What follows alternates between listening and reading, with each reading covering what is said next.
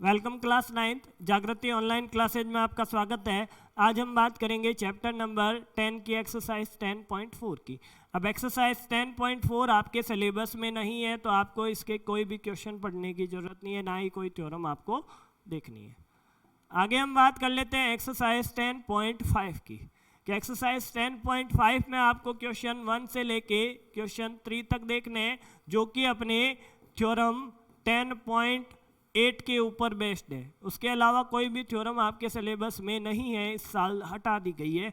तो आगे देख लेते हैं थ्योरम नंबर 10.8। थ्योरम नंबर 10.8 में ऐसा लिखा है कि एक चाप द्वारा केंद्र पर अंतरित कोण, केंद्र के ऊपर जो कोण बनता है के शेष भाग के किसी भी बिंदु पर अंतरित कोण का दोगुना होगा। क्या है, अभी मैं आपको डायग्राम बना के उसके क्या है वृत्त बना के आपको समझा दूंगा कि the angle subtended by an arc at the centre is double the angle subtended by it any point on the remaining part of circle. कि इसका मतलब क्या है कि इसका मतलब चेक करने के लिए आप क्या कर लो, एक बार सर्कल बना लो कि ये आपके 3 सर्कल है, 3 सिचुएशन बनती है, इसलिए मैं तीनों सर्कल से आपको क्या कर देता हूं, समझा देता हूं कि ये 3 सर्कल है आपके पास। पहला, दूसरा, तीसरा। तीनों के पास सेंटर है कि ये इसका सेंटर, ये फिर इसका सेंटर और ये सेंटर। अब ये बोलता है कि कोई 2 पॉइंट सेंटर के ऊपर एंगल बनाते हैं, तो कोई 2 पॉइंट ये वाले हैं कि सेंटर के ऊपर एंगल बना लिए कि एंगल 1। अब ये सिचुएशन ये भी क्रिएट हो सकती है कि ये पॉइंट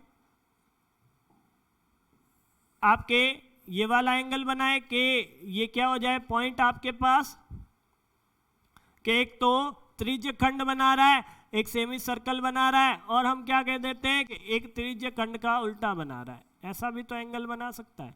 ये सिचुएशन हो गई 180 से छोटे, 180 और 180 से बड़े। 3 सिचुएशन बना ली हमने कि पॉइंट कौन है, सेम चल रहा है कि पी क्यू और पी क्यू। अब एक पॉइंट और आता है, किसी भी पार्ट में एक पॉइंट और आ जाता है कि ये पॉइंट आ गया अपने पास। ये पॉइंट क्या करता है, फिर एक और एंगल बनाता है अपने पास कि फिर एक और एंगल बन गया। तो ये वाले तो एंगल सिचुएशन 1 सेंटर के एंगल के 1 नंबर का जो एंगल है वो केंद्र का एंगल है कि सेंटर का एंगल है, और जो 2 नंबर वाले हैं वो अदर पॉइंट वाले एंगल है कि 2 नंबर वाले अदर पॉइंट वाले एंगल है। ये मैंने बोला कि 180 से क्या है, बड़ा। 180 से बड़ा मतलब प्रतिवर्ती, रिफ्लेक्स। 180 से बड़ा मतलब ये क्या है, रिफ्लेक्स है। रिफ्लेक्स हो गया, तो जब 1 की बात करूंगा तो रिफ्लेक्स जरूर लिखूंगा। कि सिचुएशन बनती है कि ये आपके पास एंगल 1 है, तो ये क्या होगा, किसके बराबर होगा, ट्वाइस ऑफ एंगल 2 के।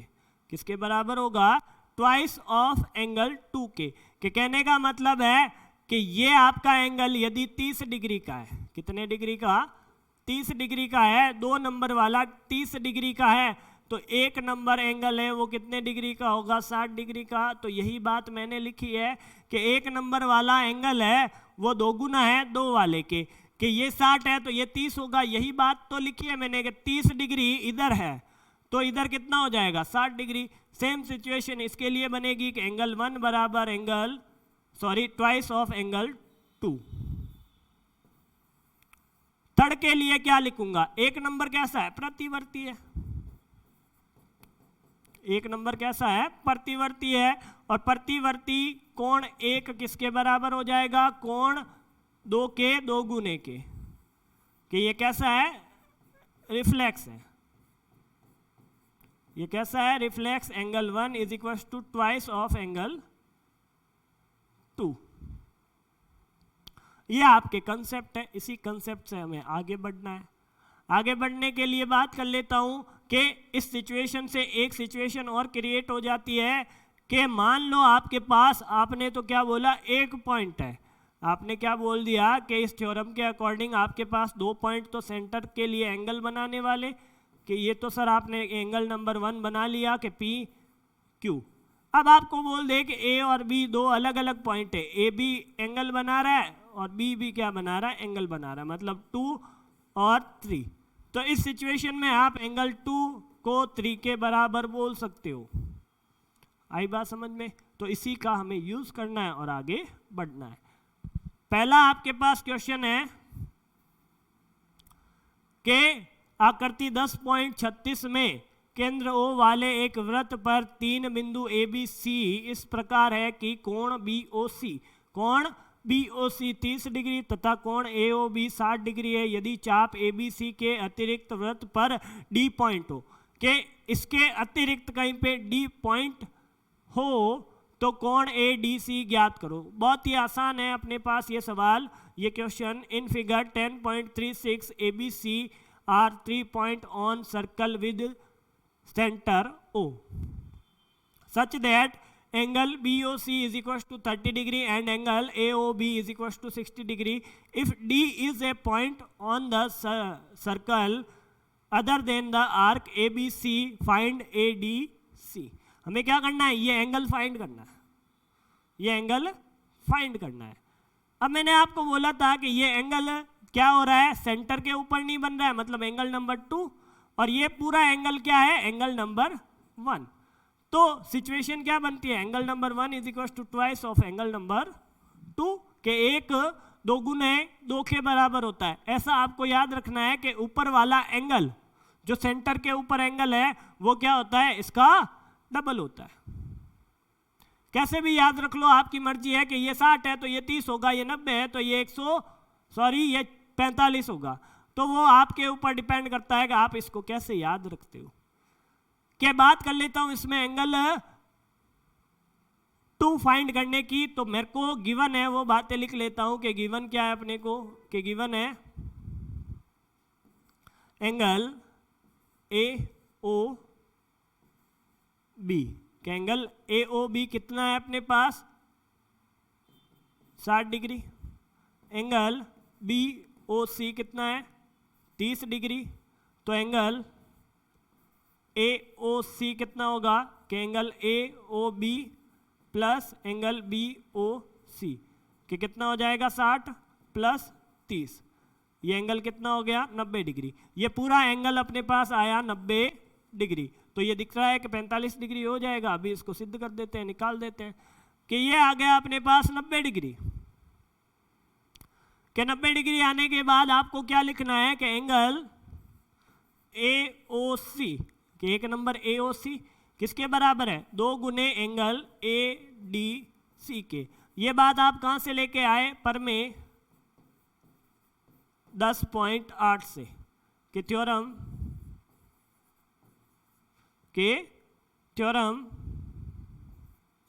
10.8 से आपने ये बात लिखी। आपको यहाँ पे थ्योरम 10.8 नहीं लिखना है, आपको पूरा स्टेटमेंट यहाँ पे याद करके लिखना है। ये टाइम बचाने के लिए मैंने तो यहाँ पे आपके 10.8 लिख दिया, क्योंकि मेरे पास ये डाटा सेव है। अब आपके पास 10.8 लिख दिया, तो 10.8 क्या, एग्जाम में आपको ये थ्योरम पूरी याद करके यहाँ पे लिखनी है रिवीजन में। आगे हम बात कर लेते हैं कि ये आपके पास क्या आया, कि AOC कितना है, 90 डिग्री। वो क्या है, ट्वाइस ऑफ ADC। आगे मैं यदि ADC की वैल्यू निकालूं तो ADC की वैल्यू होती है 90 डिग्री अपॉन 2, कि इसका मैं क्या कर देता हूं, पक्षांतरण कर देता हूं, ट्रांसपोज कर देता हूं, तो ADC की वैल्यू आएगी 45 डिग्री और अपना आंसर आ गया। आगे चले, आगे बात कर लेते हैं नेक्स्ट क्वेश्चन की। तो नेक्स्ट है अपने पास, किसी वृत्त की एक जिह्वा, क्या लिखा है, किसी वृत्त की एक जिह्वा वृत्त के त्रिज्या के बराबर है। ध्यान से सुनना ये बात, कि वृत्त की जिह्वा वृत्त की त्रिज्या के बराबर है। जिह्वा द्वारा लघु चाप के लिए, जिह्वा द्वारा लघु चाप के लिए लघु चाप के किसी बिंदु पर अंतरित कोण ज्ञात कीजिए तथा दीर्घ चाप के किसी बिंदु पर कोण अंतरित ज्ञात कीजिए। A chord of circle is equal to the radius of the circle. Find the angle subtended by the chord at the point of minor arc and also at the point of major arc. तो बहुत ही आसान है, ये तो बिल्कुल आसान है। Same काम करने हैं 2 बार बस, कि काम क्या करना है, 2 बार सेम काम करना है। अपने पास क्या है, शेप आ गया ये वाला गोल। अब ये बोलता है कि पहले तो इसका कोई सेंटर है और इसकी क्या है, रेडियस है। अब ये रेडियस क्या है, इसके कॉर्ड के बराबर है, मतलब ये आपके पास क्या है, ए बी है। ए बी इसकी क्या है, कॉर्ड है। ओ क्या है, इसका सेंटर पॉइंट है। कि इसके सामने यहाँ पे माइनर के सामने एक एंगल बनता है, वो क्या है, फाइंड करना है। और मेजर पे भी क्या है, एक पॉइंट है, वो एंगल बनता है, वो फाइंड करना है। कि इसकी वैल्यू और इसकी वैल्यू अपने को क्या करनी है, फाइंड करनी है। अब ये बोलता है कि ये कॉर्ड और ये रेडियस दोनों बराबर है। इसका मतलब क्या हो गया, गिवन है अपने को कि AO बराबर OB रेडियस और इसकी कॉर्ड भी क्या है, इनके बराबर है। इसका मतलब ट्रायंगल AOB एक समबाहु त्रिभुज है।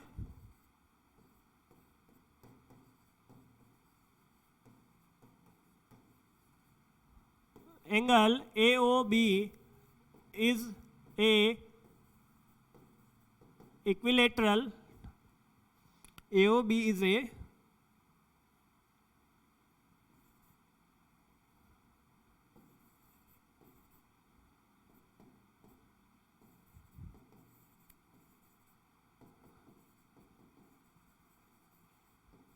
Equilateral triangle. अब इक्विलेटरल ट्रायंगल है, मतलब क्या हो गया कि एंगल AOB क्या हो जाएगा, सारे एंगल क्या है 60 डिग्री के। कि इसकी बात करूं तो ये क्या है, 60 डिग्री है। जब ये 60 डिग्री है तो इसके सामने क्या आ जाएगा, 30 डिग्री। बहुत ही आसान हो गया अपने पास अब तो, कि ये D और ये C, ये क्या है 60 डिग्री है, मतलब ये तो बहुत ही आसान हो गया अपने पास अब तो, कि angle AOB is equal to twice of angle ACB। ये बात कहाँ से लिखी, 10.8 से। पूरा स्टेटमेंट लिखना है आपको।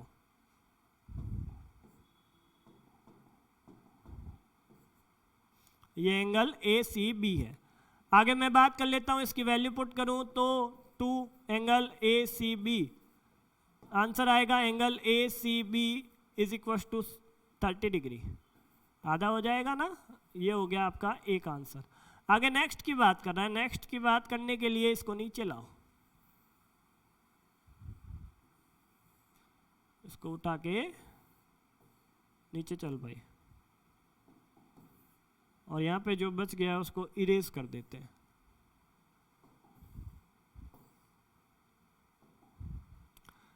कि ये तो आ गया आपके पास जो एंगल D है, C है। C कितना आया, कि अब आपको पता चल गया कि एंगल C है अपने पास 30 डिग्री।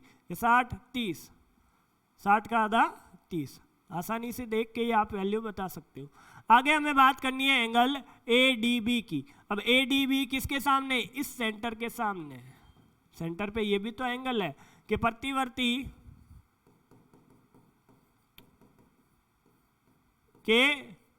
प्रतिवर्ती एंगल AOB बराबर ट्वाइस ऑफ एंगल ADB 10.8 से। ये आपको स्टेटमेंट यहाँ पे भी पूरा लिखना है, इसी बात के नंबर मिलने वाले हैं। ये काम तो सबको आ जाएगा। कि ये क्या हो गया, मतलब प्रतिवर्ती रिफ्लेक्स के लिए आप क्या देखोगे, यहाँ पे 360 minus angle AOB is equal to twice of angle ADB। ये क्या है आपके पास 360 minus 60 is equal to twice of angle ADB। Answer क्या आएगा, इन दोनों का माइनस करूं तो 300 degree is equal to twice of angle ADB। कि ये आया एंगल ADB और ये 300 डिग्री बटा 2। इसको नीचे लेके आ जाऊंगा तो अपना आंसर निकलने वाला है कि आंसर आएगा ADB बराबर 150 डिग्री। ये लो सर अपना आंसर आ गया दोनों के लिए। मेजर आर्क के लिए 30 और माइनर आर्क के लिए क्या आया अपने पास 150 डिग्री। आगे बात कर लेता हूं नेक्स्ट की, बहुत ही आसान है अपने पास अगला क्वेश्चन। क्या अगला है 10 डिग्री फाइंड करना है OPR। क्या फाइंड करना है OPR। बाकी आप क्वेश्चन को आराम से पढ़ सकते हैं, बहुत ही आसान क्वेश्चन है अपने पास। कि एंगल OPR कहाँ है, ये बात देखो कि एंगल OPR ये वाला, OPR ये वाला एंगल OPR है। तो OPR के पीछे पहले मैं इसकी बात कर लेता हूं कि ये निकालना चाहूं तो इसको निकालूं पहले कि अपने 10.8 काम में लेनी है। तो ये पता चल गया कि प्रतिवर्ती कोण POR बराबर क्या होगा ट्वाइस ऑफ PQR। के reflex angle POR is equal to twice of angle PQR। ये बात हो गई अपने पास। इस बात के लिए हम देख लेते हैं कि रिफ्लेक्स POR कितना आया। कि इसको सॉल्व करूं तो 2 मल्टीप्लाई 100, ये क्या आया 2 मल्टीप्लाई 100 और ये आ गया 200 डिग्री। कितना आ गया 200 डिग्री। ये इधर वाला 200 डिग्री आ गया। अब 200 डिग्री आने के बाद क्या आगे देखना आप लोग, बहुत ही आसान होने वाला है कि ये आ गया रिफ्लेक्स एंगल POR। इसको एक बार सेव कर लो। रिफ्लेक्स से मेरे को वापस चेंज करना है किसमें, या तो अधिक कोण या न्यून कोण में, के ऑब्ट्यूज में या एक्यूट में। ऑब्ट्यूज या एक्यूट में मेरे को क्या करना है, इसको चेंज करना है। तो एक्यूट या ऑब्ट्यूज में चेंज करने के लिए मैं क्या कर लूँ, इस रिफ्लेक्स की जगह क्या लिख लूँ 360 माइनस एंगल POR बराबर क्या हो जाएगा 200 डिग्री। अब मेरे को इसकी वैल्यू फाइंड करनी है। इसको प्लस का इधर लाऊं, इसको माइनस का इधर लाऊं तो कितना आ जाएगा 360 माइनस 200 बराबर एंगल POR। ये अपने पास आ गया कि एंगल POR की वैल्यू आई। एंगल POR की वैल्यू कितनी आई कि 160 डिग्री। ये अपना थोड़ा काम आसान हो गया। इस काम को आसान करने के लिए अपने डायग्राम को वापस बनाते हैं। ये डायग्राम को बनाया, ये अपना डायग्राम है बड़ा। इसके अंदर ये सेंटर पॉइंट यहाँ से यहाँ तक मिलाया और ये इसको मिला देता है और क्या हो जाता है ऐसे मिलता है तो ये 100 डिग्री बोलता है। और ये O पॉइंट, ये P, ये Q, ये Q और ये R। ऐसा ही है कि इसने बोला कि ये वाला एंगल 160 डिग्री और ये पीछे वाला 200 डिग्री हमने फाइंड कर लिया। हमें फाइंड करना है इसको, हमें फाइंड करना है इस एंगल को फाइंड करना है। तो ये एंगल आपको कहाँ दिख रहा है, इस ट्रायंगल में दिख रहा है, इस वाले में। अब इस ट्रायंगल में आपको एक एंगल तो पता है, बाकी के दो के बारे में आप कुछ रिलेशन निकाल सकते हो क्या कि इसके दोनों साइड देखूं तो रेडियस है। क्या है कि त्रिभुज POR में, त्रिभुज POR में PO बराबर RO त्रिज्याएं। जब त्रिज्याएं बराबर है, क्या बोला मैंने, त्रिज्याएं बराबर है तो आप क्या बोल सकते हो कि त्रिज्याएं तो बराबर हो गई तो इनके कोण भी बराबर होंगे। OPR बराबर कोण OPR ORP के इसके सामने वाला और इसके सामने वाला ये बराबर है। तो अब हमने एक बात देख ली कि तीनों कोणों का योग के OPR प्लस कोण ORP प्लस कोण POR बराबर 180 डिग्री कि ये 180 डिग्री के तो बराबर आ गया। अब इन दोनों की वैल्यू तो सेम चल रही है, इन दोनों की वैल्यू सेम चल रही है तो कोण POR को दोनों की जगह लिख लेता हूँ POR प्लस 160 डिग्री और ये क्या हो जाएगा 180 डिग्री के बराबर। इन दोनों की वैल्यू 2 गुनी OPR के, और ये क्या आएगा 180, और इस 160 को इधर पक्षांतरण करके माइनस कर लेता हूँ कि ये कोण कितना आया OPR बराबर, इसका मान 20 डिग्री आएगा। वो क्या है 2 गुने के बराबर है, वो क्या है 2 गुने के बराबर है। तो कोण OPR किसके बराबर हो जाएगा 20 डिग्री बटा 2 बराबर 10 डिग्री, आपका आंसर। कि ये आपके क्या हो गया चैप्टर कंप्लीट हो गया। आगे स्लाइड देख लेता हूं क्या आता है चैप्टर एंड। Thank you. आज के लिए बस इतना ही। मैं अमन राकावत अलविदा लेता हूं। आज आपसे चैप्टर नंबर 10 आपका क्या हो गया कंप्लीट हो गया। आगे नेक्स्ट की बात करेंगे। Thank you.